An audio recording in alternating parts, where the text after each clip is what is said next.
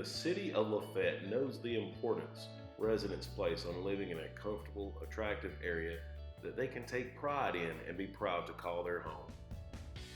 That is why it's important for residents to be aware that brush piles and debris piles are different from one another and how they are collected within the city.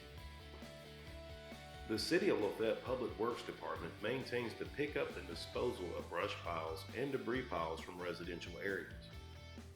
The Public Works Department travels in cycles to each of the 4 wards collecting residential brush piles and debris piles. Public Works professionals will clear one ward and then move on to the next ward until all 4 wards are completed. This is a task the City of LaFayette is proud to conduct for its residents and utility customers.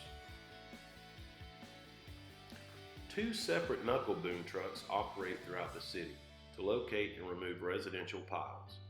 It's important to understand the difference between brush piles and debris piles, as they are separate and must be separated by the resident.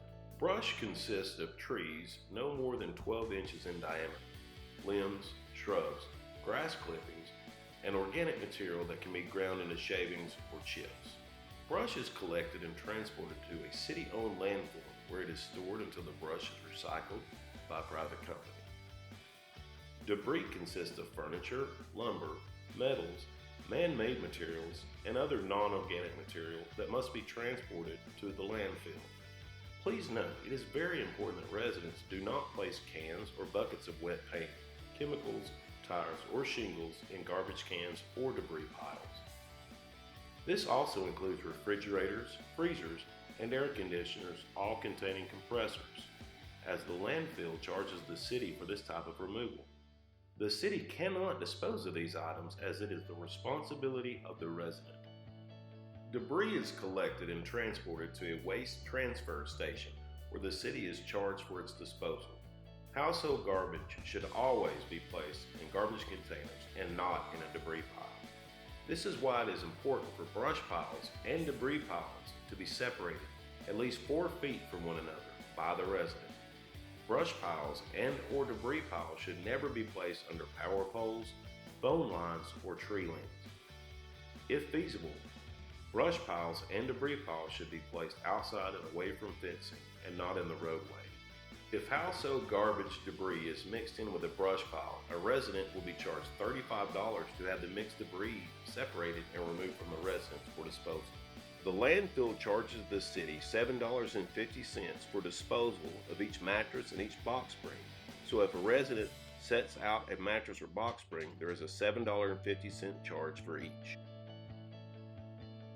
If a resident sets out brush and or debris after the truck has been in the area for collection, the resident will have to wait for the next time the truck cycles back through that specific area in order for the piles to be collected.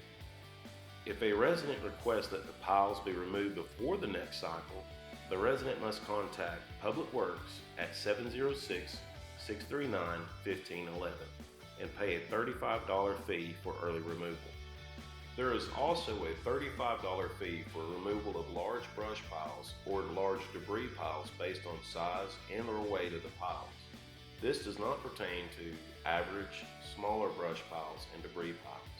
If a resident is personally remodeling their home or property, the city will pick up their construction and demolition waste with the understanding that there could be a $35 payload fee depending on the size or weight of the pile. However, the city will no longer pick up construction, brush, and demolition debris if the homeowner has employed a contractor for the home remodeling or tree removal. If the homeowner employs a contractor, that contractor is responsible for hauling the brush or debris from the property.